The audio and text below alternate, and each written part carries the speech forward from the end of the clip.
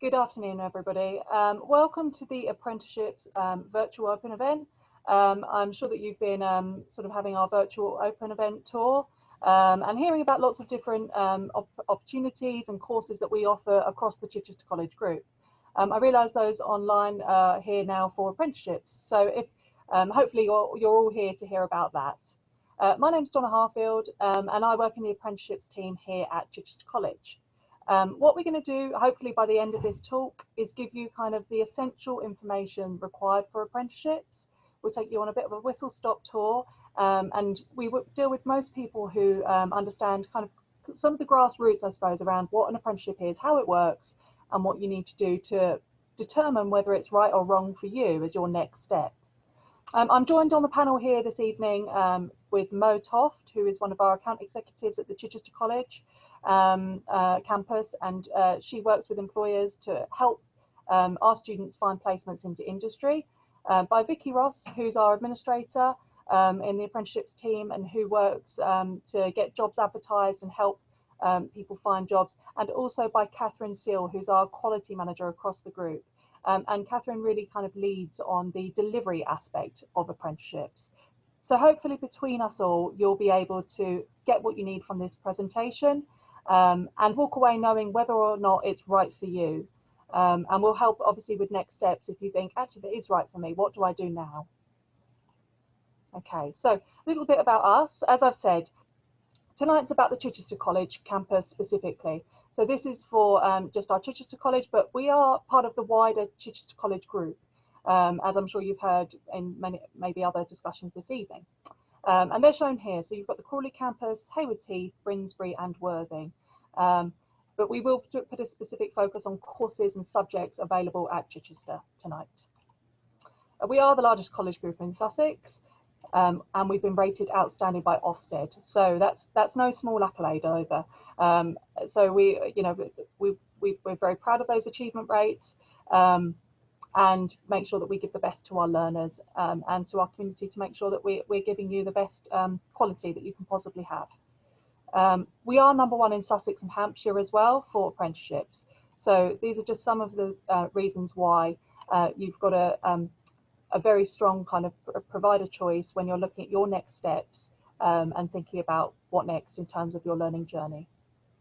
And last but not least, we were voted in the top 50 UK apprenticeship training providers this year.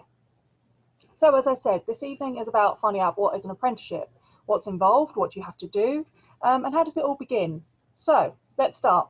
It's a real job, okay? So we're going to go straight in with that one because it's a really fundamental part of an apprenticeship. Now, we quite often have learners come to us going, I want to do an apprenticeship, but I don't have a job. Now, until you get that all-important job, you cannot start your apprenticeship. So that's the first thing I'd say as a takeaway this evening. So you've got to really think about, okay, I want to do the apprenticeship, but I don't have a placement yet, and I'm not quite sure where. So you need to think about how you make that happen. We're here to help. But you might already know some companies, you might have done some work experience, but certainly you cannot do the course unless you have a real job. They call apprenticeships tripartite for a reason, okay? So there's 3 people involved. That's the apprentice or the learner, the training provider, which is the college, us, and last but certainly not least is that employer. And you can't do it unless all of those 3 things come together. Because it's a real job, you earn a competitive salary, so you do get paid. Now, the minimum wage for an apprentice is £4.15 per hour, which is quite low compared to the national minimum wage. However, quite often that's a first job for somebody, you don't have any experience, it's your first step on the career ladder, and quite often that's quite competitive for some industries. So I'd say probably hairdressing, you should expect to maybe be around that sort of mark because you might get tips on top of that. But I would say generally an apprentice should look at probably per week at about £250 per week, but that is a real ballpark, and that decision is really down to the employer. It's not down to the college. You do gain a qualification as apprentice, so you get your full qualification, and it is considered a full-time program as well. So that's a really important aspect. Now, some of the qualifications you get diplomas perhaps that are part and mandatory of the qualification, but you will always have in any apprenticeship what's called the knowledge, skills and behaviour, because all of the apprenticeship is tied into a real job. So if you're doing digital marketing, all of that will be making you a digital marketeer, so that actually you are vocationally competent in that subject, be it a digital marketeer, be it a hairdresser, be it a bricklayer, or a manager, for instance. All of those can be done under apprenticeships, but they have to be tied into your real job, which is why we come back to that first point, why the real job aspect is so crucial. Now, apprenticeships last between 1 to 4 years. Most of them, I would say, last on average 2 years. So that's what you should be expecting for your apprenticeship.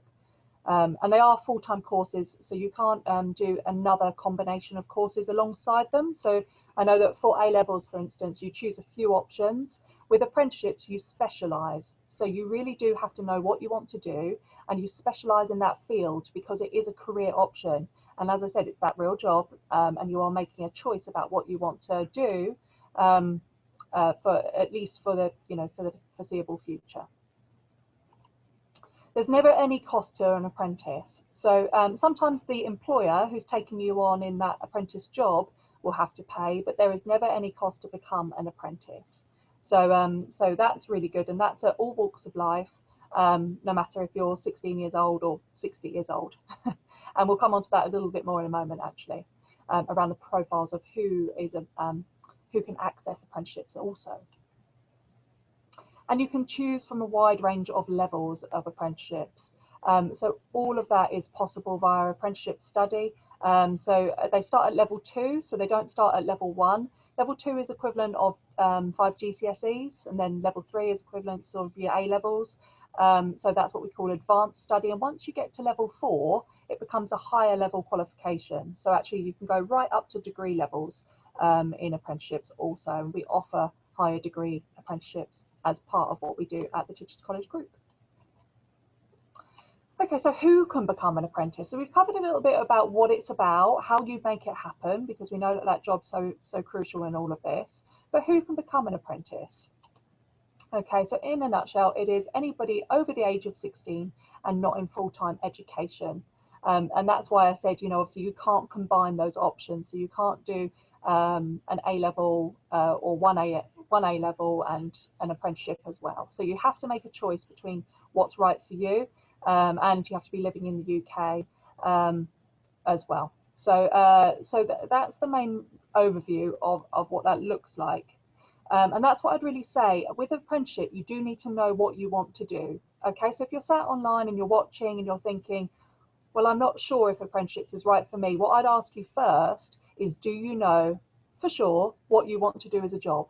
And if you're still umming and ahhing between options, say I might want to be an electrician, but maybe I want to be a plumber, then perhaps you're not quite ready to make that commitment yet. And what I would suggest is maybe get onto the full-time course so you can experience that a little bit more, or do some more research, or get some more work experience in those sorts of settings, and that will help you make a decision, because apprenticeships really is at the end of your kind of career journey. You're getting ready to go into the world of work, and it is that bridge between the two.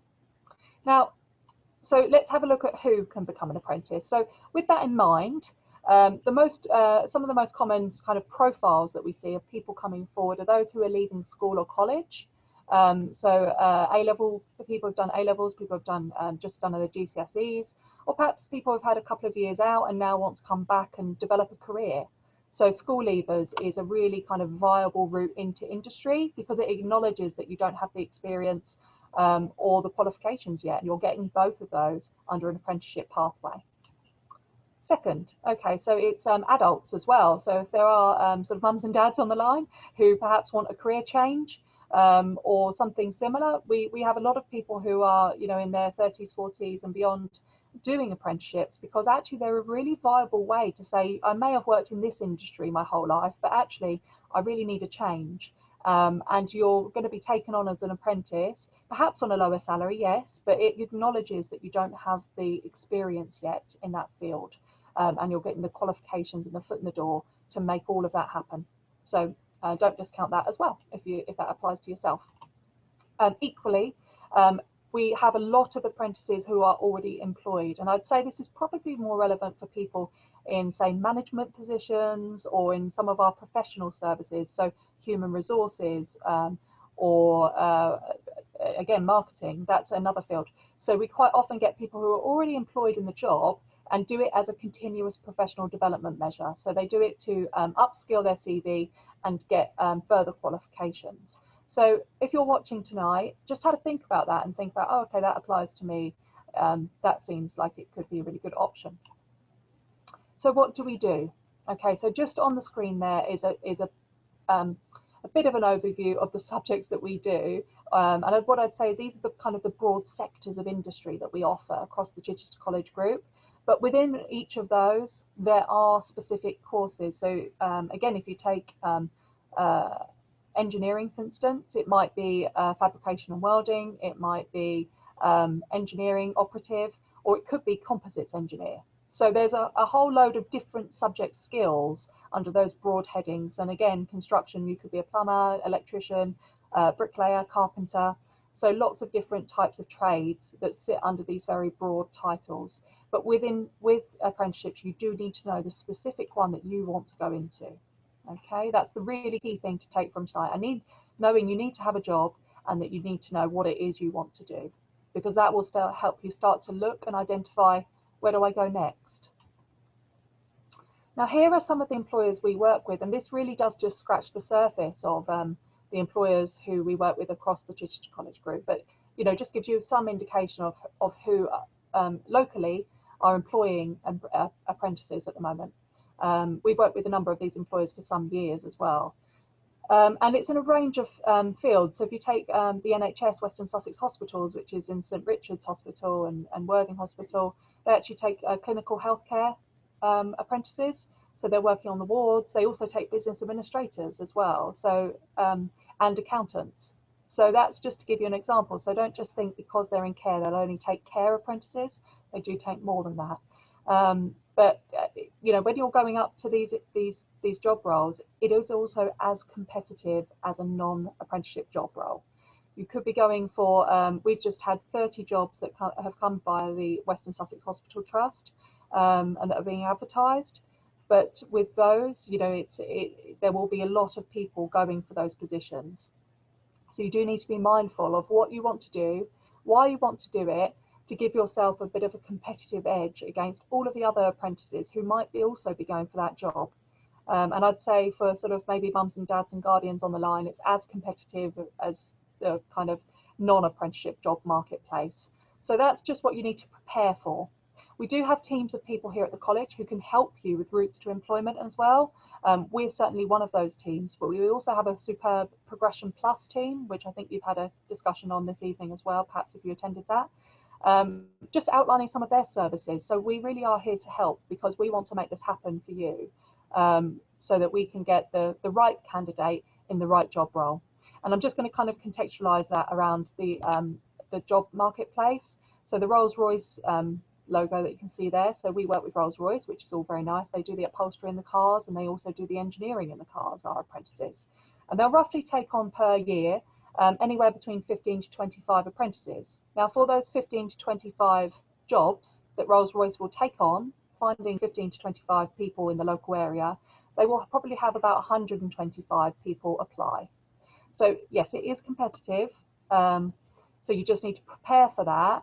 And trust me, that never gets any easier. So whenever you go up for a new job role, it's always a bit nerve-wracking, but actually we're here to help to give you the best chance you can, and think about things that you can put on your CV that give you a bit of an edge, even if it's just if it was at the Pink Cottage Day Nursery here, which is a childcare setting, saying that you've babysat. All of that really does help. Okay, and what else can we do to help on those lines? Okay, so you can search vacancies online. So if you're thinking everything that Donna's saying is sounding great, this sounds like it's the right route for me, I would like to go into an apprenticeship and I want to start to find that job role, you can search vacancies online. Now at the end of this presentation, I'm going to just go to a different screen, and what I'm going to do in that is make sure that you can see where you can find jobs. It's called Find an Apprenticeship, and that's the Institute for Apprenticeships. You can search any apprenticeship and see if it exists first of all, and you can get some really obscure kind of subjects on there as well. So you can search. So if you thought, oh, actually, I'd like to work, we often get apprentices who start on town planning, for instance. Now, it's not necessarily an obvious choice when you're at school thinking, oh, that's what I want to do when I leave school. But actually, we've had many apprentices go through that program, and it's meant that they're working in local council offices, and have a really good progression route in their career. So I'll show you how to search courses that we operate on a different platform, and also how you find an apprenticeship. I think my colleague Vicky is probably putting that into the chat now, so that actually you've got the links and you can start to search vacancies online. What else can you do? Okay, so you can approach potential employers directly. So if you say, okay, I'm really sure that apprenticeships is what I want to do, because I know that I want to work in business administration, and I know I live in the Chichester area. Well, actually, you could start to think about what employers are there in my local area that might take me on. Think about us as a college. We're an employer. We might take you on if that was the case, or if it was if you lived in Bognor and wanted to be an engineer. Start to search for companies in your area that are in the field you want to go into. So in that scenario, I would always say there's a superb company called Supernatural who are around the corner, another company, GTR, both of whom we work with.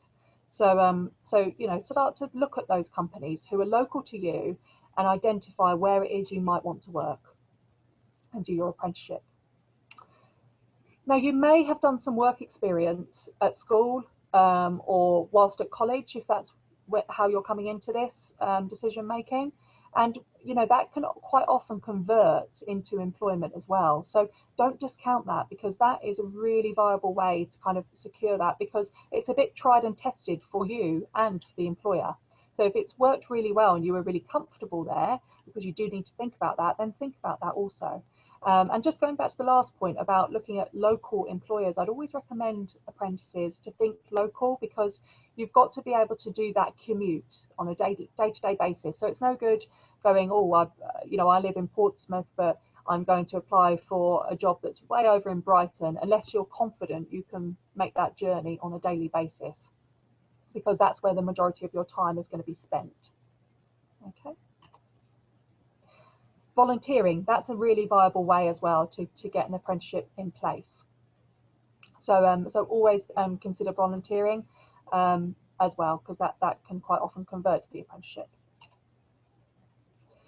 Ask family or friends. You don't know who's in your network as well. So if you've got maybe your dad's best friend owns a company, an electrical company, and you want to be an electrician, start there, because actually they may be interested in taking on an apprentice, and there's huge incentives at the moment for employers to take on apprentices with the government grants, so that's really good. So definitely ask family and friends and see what opportunities you might already have at your doorstep, and ask your current employer if you are doing work. Now, the only thing I'd say there is only do that obviously if it's relevant to what you want to study. So then one of the main things with apprenticeships is that, if you want to be a hairdresser and your part-time job was in a restaurant, obviously that's not going to work. But if you have a part-time job in a hairdresser's and you want to continue that, then it might well be that apprenticeship, that placement that converts into your apprenticeship placement once you start your program. Things to consider.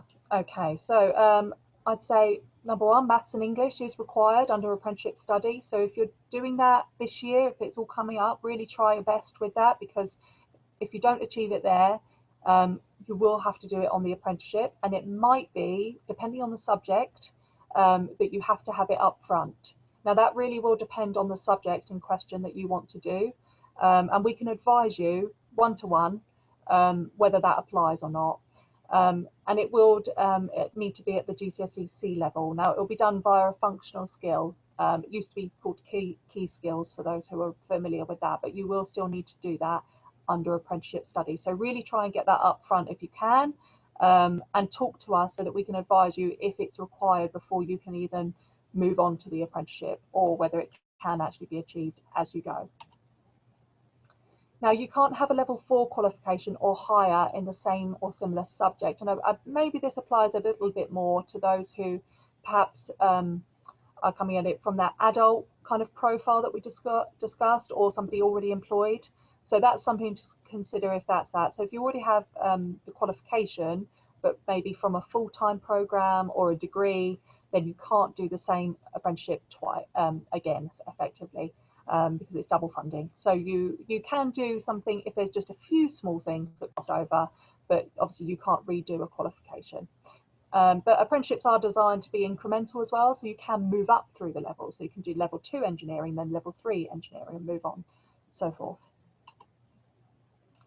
Like I've said, these are the really kind of top line things that you must consider. You've got to have that contract of employment in place. Okay, so you've got to have that already there, and that's got to be in place before you can even begin the program. We quite often get mums and dads get a little bit, sort of angry about that one, because they say, well, why isn't my son or daughter allowed on the program? We say, sadly, they haven't got the employer yet. So let us help you try and make that happen. Sadly, what we cannot do for anybody is guarantee we can make that happen, but we will absolutely work with you to try our best to get you the right employer. And like I said, you've got to be, because of all those reasons, you've got to be sure about what you want to do.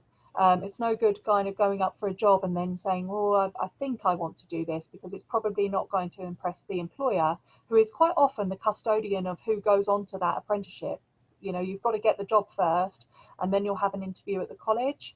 And so, yeah, so you've got to be sure about what your chosen subject is. As I said, it's often the employer who chooses in that regard. And with all of that, employability is key. You are entering the world of work, and with it, there goes all of those responsibilities and expectations. So, so what I would say is, if you are in any way unsure, and you're still considering options, you're not quite sure if you're ready to go into the world of work yet, then it's probably best to go for a full-time course option, and just have that extra year of study, particularly if you are leaving school or perhaps college and you're not quite ready to make that commitment yet. So we can help you once we know your particular kind of career aspirations, and we can help you work back so that we can help you get there. But when you go onto the apprenticeship, employability is going to be a requirement, because you've got that full-time job to hold down as well as that full-time study program. Okay, so what support services can we do? So you can use the Progression Plus service to get you ready to go to the career marketplace and start applying for jobs, and go with CV writing and interview preparation as well. So there's just a little bit of a who to call there. We can also pop those links into the chat as well, so that you've got those links ready.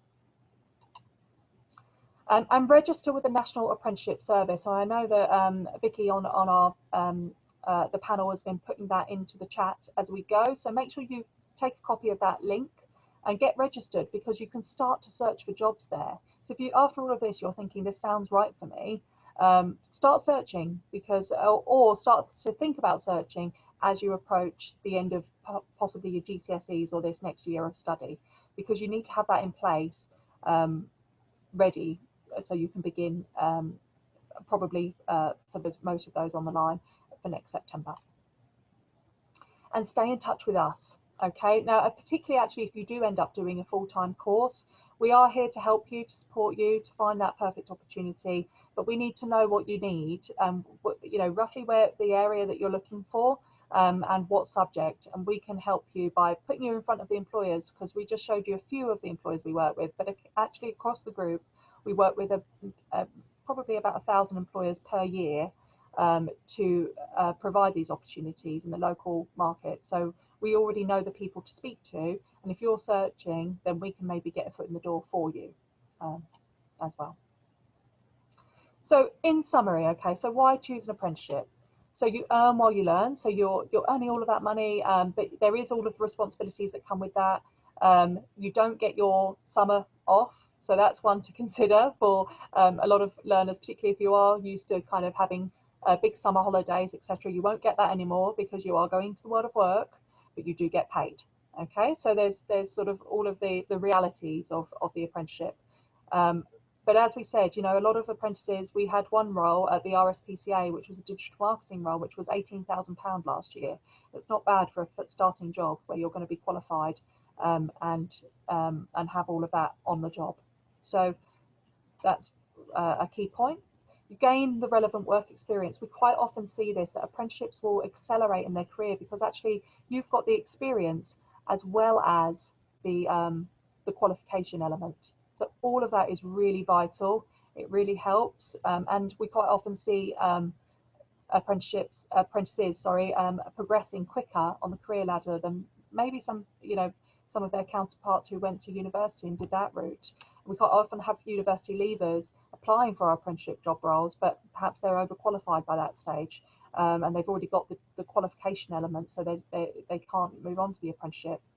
So it is something to consider.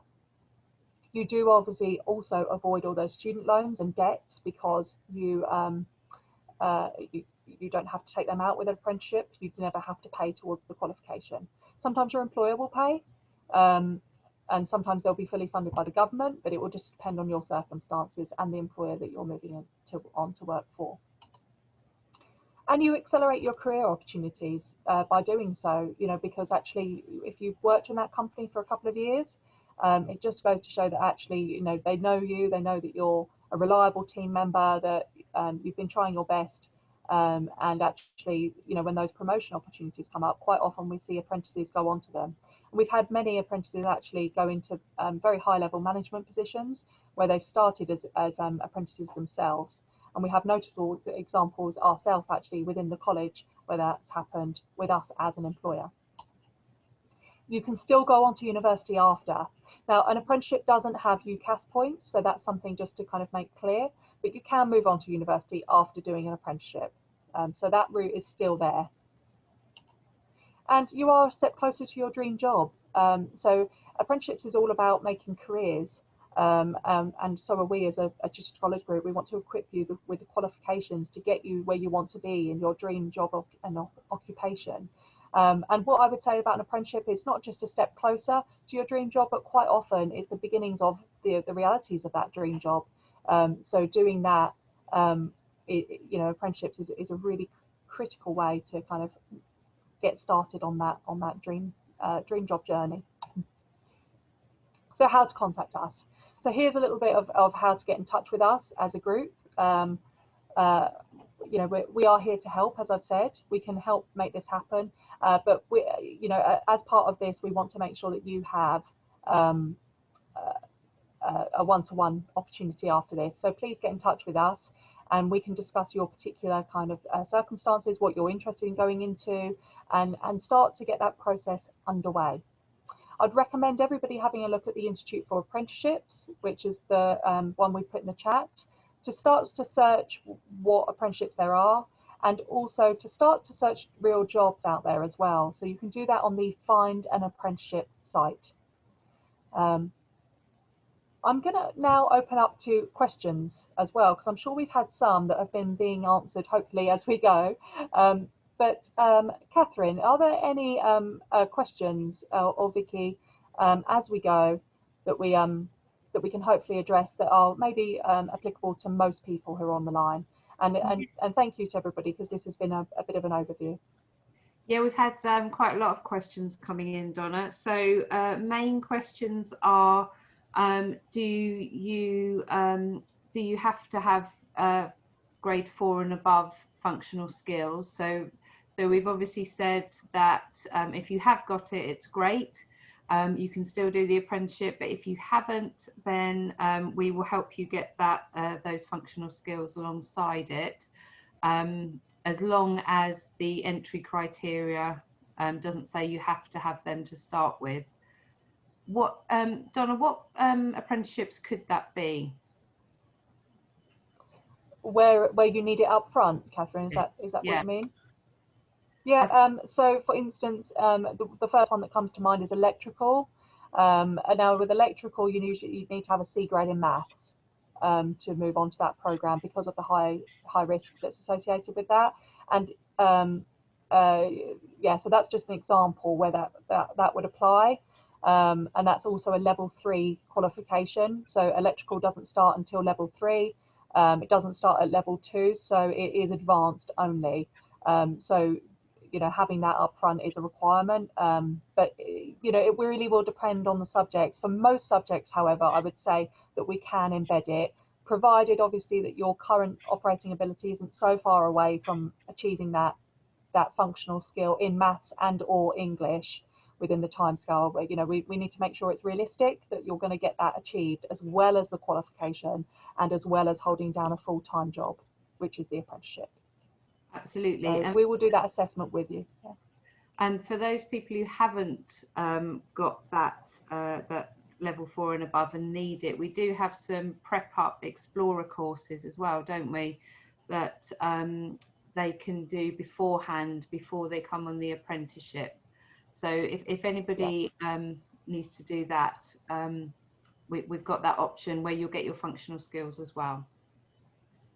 Absolutely, Catherine. Yeah, I think the most important thing that I'd say to anybody is, what we've covered tonight is quite an overview, but start to talk to us now. Start to make those conversations with us, because then we can understand what your unique kind of circumstances are, what it is you want to go to. You'll understand what the entry requirements are for your specific apprenticeship you want to do.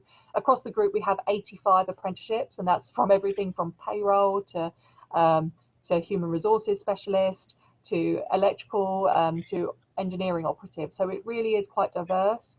And so if we understand what it is you want to move on to, we can help you, so you understand what it is you need up front, and how we can, or how we can embed that into the program once you start the apprenticeship. Yeah, definitely. I've got a few more questions that are coming in now. How many days employment do you need for your apprenticeship? Okay, so it's actually done on an hourly basis. So we would recommend apprentices not going under 30 hours per week. The average, obviously, is it's a full-time job. So normally, but you can be a part-time apprentice. Now, if you are a part-time apprentice, it goes underneath the 30 hours, but it cannot be lower than 16 hours. If you are in between 16 to 30 hours employed by that organisation where you're doing your apprenticeship, then you will have a longer program because of it. So we will have to add on time.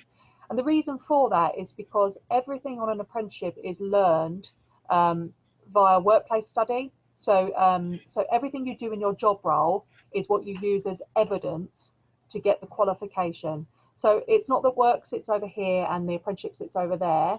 You have, the two are designed to go hand in hand.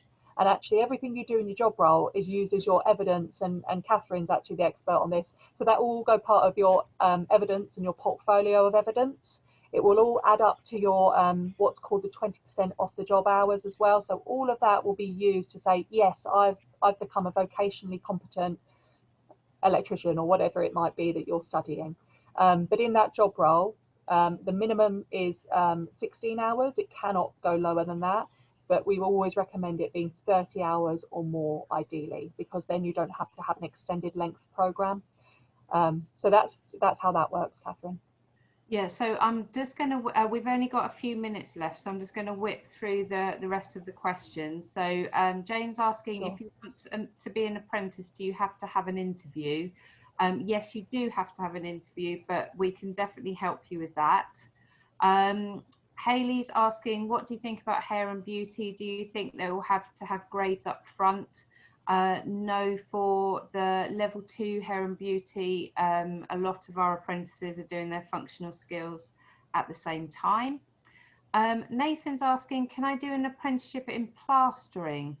I know we've got our bricklayer apprenticeship. We haven't got one specifically in plastering, have we? We haven't, no, but it is available on the Institute for Apprenticeships, Nathan. So what I'd recommend is use the link that Vicky's popped into the chat, and what you can do is you can search for training centres that do offer that.